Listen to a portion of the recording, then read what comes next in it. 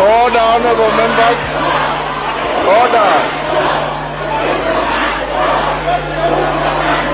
Order, honorable members. Lakini ulisikia kiongozi akisimama akiwa kwa jukwaa anasema zima hiyo kitu ya kutoa machozi hata kabla ilipuke, kumaanisha alijua hiyo gesi ya kutoa machozi ilikuwa wapi.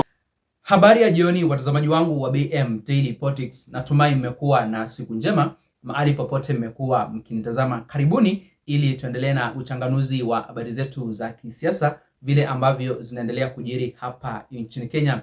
Na watazamaji, mambo yanazidi kuchemka kule kwenye bunge la kitaifa pamoja na bunge la seneti. Kuna vuta ni kuvute ambazo zinaendelea kushuhudiwa sasa hivi kati ya wabunge wa UDA na wabunge wa ODM. Na kabla zinaendelea kufahamisha zaidi watazamaji wangu kuhusiana na ripoti ambazo tunazipata siku leo kutoka kule kwenye bunge la kitaifa, ningependa kukuomba wewe mtazamaji wangu jiunge nami hapa BM Daily Politics kwa kusubscribe na pia uweze kulike, kushare na comment, ndiposa ujumbe ama hizo habari zetu ziweze kuwafikia watazamaji wengi zaidi. Na watazamaji, Secretary General wa chama cha ODM Mheshimiwa Edwin Sifuna sasa hivi yupo tabani kwa sababu wabunge kwenye bunge la kitaifa wameanza kumumlika baada ya kuvamiwa ama kutupiwa tear gas wakati alikuwa kwenye ziara zake za kisiasa kule Kakamega County. Kulingana na ripoti ambazo tunazipata kutoka kwenye bunge la kitaifa siku ya leo, hasa kutoka kwa kiongozi walio wengi Kimani Ichung'wah, anasema ya kwamba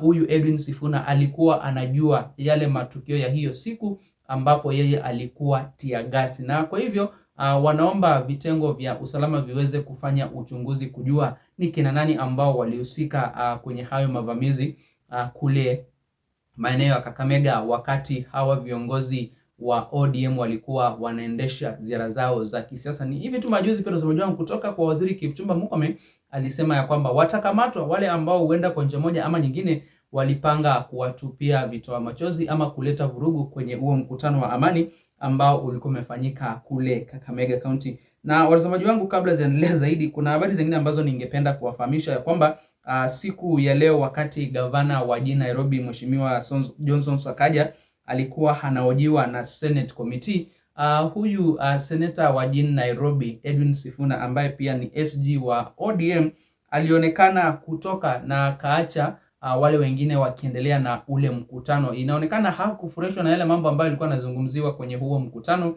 na inaonekana kuna viongozi ambao walikuwa wanajaribu kumtetea Johnson Sakaja badala ya kuongea ukweli kuhusiana na kazi za pale jijini Nairobi. Sasa watazamaji wangu, nataka niwapeleke moja kwa moja mpaka kule kwenye bunge la kitaifa muweze kujionea vile hali imekuwa siku ya leo. Wabunge wanataka hatua ya haraka iweze kuchukuliwa kwa Edwin Sifuna kuhusiana na hayo mavamizi ambayo yalimkumba kule Kakamega County. Kabla ya kuweka video mtazamaji wangu, na kukumbusha tena ujunge nami hapa BM Daily Politics kwa kusubscribe na pia uweze kulike, kushare na comment, ndiposa ujumbe ama hizo habari zetu ziweze kuwa recommended kwa watazamaji wengi zaidi. Sio tu wasafi, lakini pia wako na nidhamu sana. Niwapongeze na niwakaribishe kwa bunge la kitaifa. La pili, Mheshimiwa Spika, nikubalie nijiunge na Mheshimiwa Fatuma, mbunge wa Migori, kukashifu matamshi sio tu ya ukabila lakini pia ambayo yana ubaguzi wa kirangi. Nataka nijiunge na wabunge wengine wote ambao wamekashifu haya matamshi dhidi ya mmoja wetu, na sio tu dhidi ya mmoja wetu, mbunge Zahir. Sababu kama vile Mheshimiwa Shabir amesema, yeye ako na asili ya bara la Hindi lakini ni Mjaluo na ameoa Mbukusu.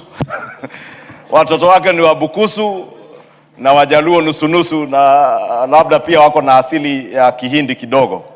Lakini Mheshimiwa Zahir mimi namjua vizuri, na huwa ananena lugha ya Kikisii ama Kibagusii kikamilifu, lugha ambaye yule mkabila na yule mbaguzi wa kirangi aliyekuwa anamtusi huko Kisii hawezi nena hata neno moja.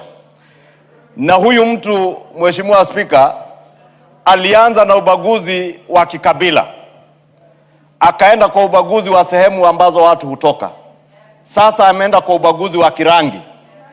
Huyu mkabila ni adui wa Wakenya wote.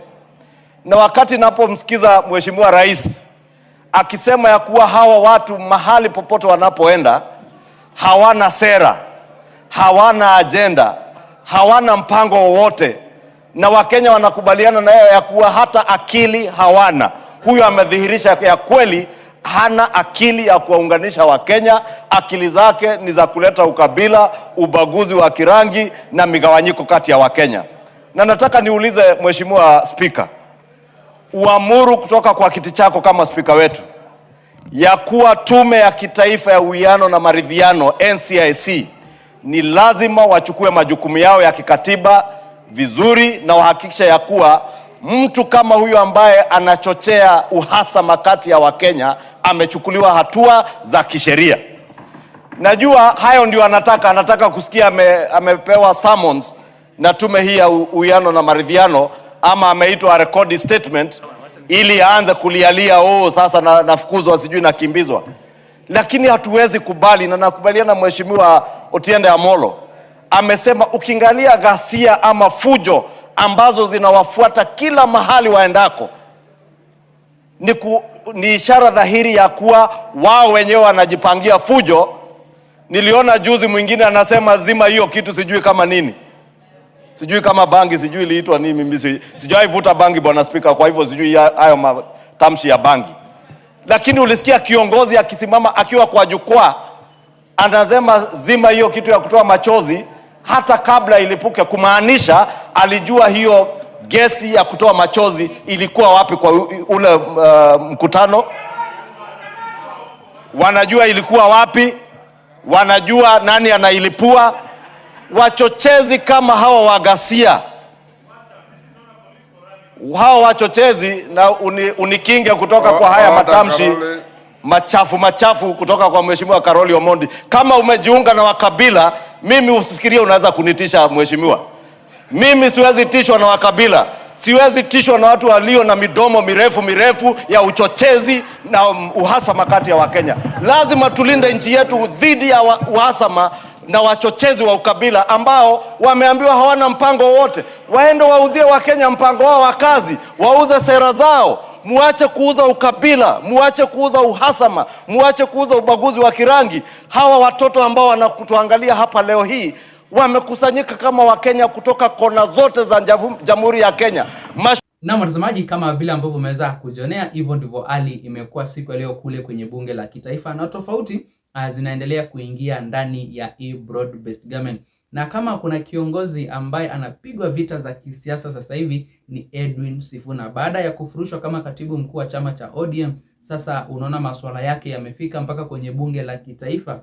Wanasema ya kwamba ni yeye alijitupia tear gas baada ya kusema ya kwamba hiyo tear gas izimwe. Unajua kipindi kile baada ya Edwin Sifuna kuvamiwa alisema ya kwamba zimeni hiyo kitu na tuendelee na mkutano wetu, sisi hatutavuruga. Lakini unaona kwenye upande mwingine nao viongozi wa UDA wakiongozwa na Kimani Ichung'wah wanasema ya kwamba Babu Owino pamoja na mwenzake Edwin Sifuna wanajua yale matukio hiyo siku, na kwa njia moja ama nyingine huenda ni wao wenyewe walikuwa wamejipangia waweze kuvamia. Watazamaji wangu, nakomea hapo, lakini nyinyi sijui mko na maoni gani kuhusiana na vile ambavyo SG wa ODM Edwin Sifuna anaendelea kukumbana na changamoto. Na pia kuna jambo lingine ambalo viongozi wamezungumzia siku leo kule kwenye bunge la kitaifa kuhusiana na matamshi ambayo aliyekuwa naibu wa rais Mheshimiwa Rigathi Gachagua aliyezungumza katika ziara zake za kisiasa kule Luo, Nyanza pamoja na Western ambazo alizikamilisha hapo jana. Kuna mambo ambayo aliyazungumzia kuhusiana na viongozi, hasa yule mbunge Jahiri Handa